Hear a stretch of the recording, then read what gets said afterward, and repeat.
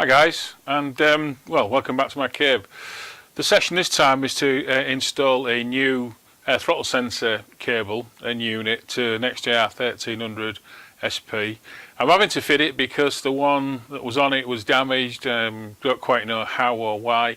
But I came back to the bike after parking it up, and there was a message left on the bike, a note left on the bike saying, "I've had to pick your bike up. It was leant against the fence." Quite what that means I don't know, but yeah, there was a couple of dents on the left hand side of the tank, and also when I went to start the bike, it did start, but the tacho went straight to reading 3000 RPM, which I later found out is a diagnostic fault to say there's something wrong with the throttle sensor. Normally mean it's out of calibration, but obviously in this instance it was because it was damaged. Rode the bike home, and well, in fairness, it rode quite well. It was running a little bit rich, but obviously I wasn't pushing the limits on it by any stretch of the imagination. Managed to track down a new unit quite easily, really.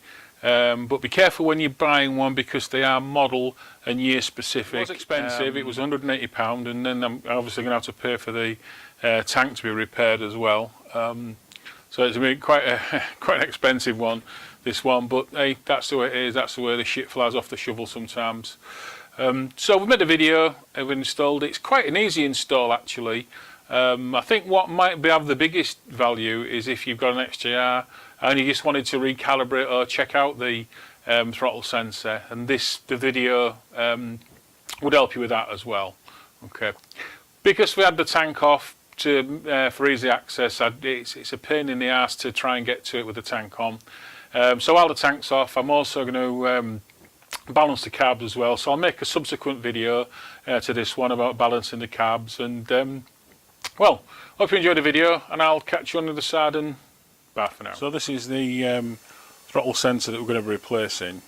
You can see there, there's an electrical plug-in that goes into the wiring harness, and a sort of mechanical connection goes to the end of the throttle body. So we'll work towards that. We'll have a look and hopefully put that together and see it working. So if we're looking closer detail, hopefully what you'll be able to see is basically a key and a groove there that locates with the end of the throttle body mechanism, as you could be able to see that in the smaller picture that should be on screen now as well.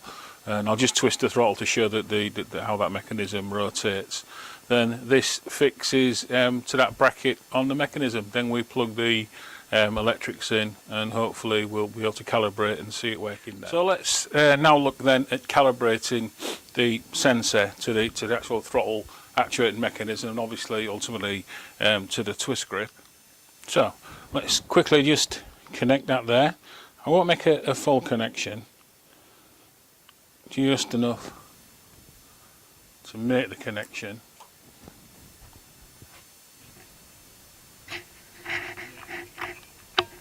Well, that straight away seems to have cured that fault where that diagnostic worked up to 3000. What we then need to do is disconnect. And again, is it going to show that diagnostic fault? Yes, it is. As I've disconnected, then reconnect with the ignition turned on. Okay. Then goes on to say we should get a reading of 5000. That would say that it's calibrated and correct. That looks to me very much as it is. But for the purpose of the exercise, let's just back off the screws and mounting and adjusting screws and see what difference it makes if we just slightly rotate that sensor. Well, dramatic. Just a small amount of rotation makes a massive difference. So let's get it back to a steady 5000 RPM. Oops. Yep, that's that. So let's get tightened up.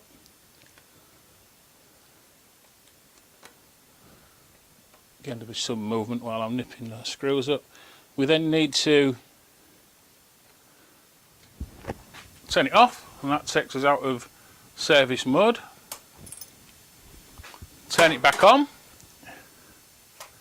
and that should give you just like well, 0 reading. I'm going to try and start the bike, and again obviously there's no tank on or anything, so it's only going to be based on any petrol that's left in the cab, so it may or may not start, but let's try.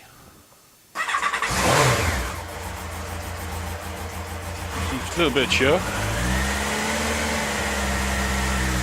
Yeah, it's up and running. It's not going to run brilliantly because obviously none of the cabs, the vacuums are not connected.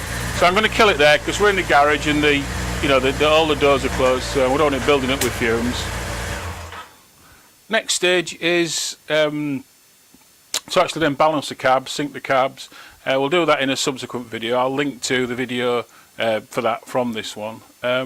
So, see you in a short while, guys, and well, bye for now.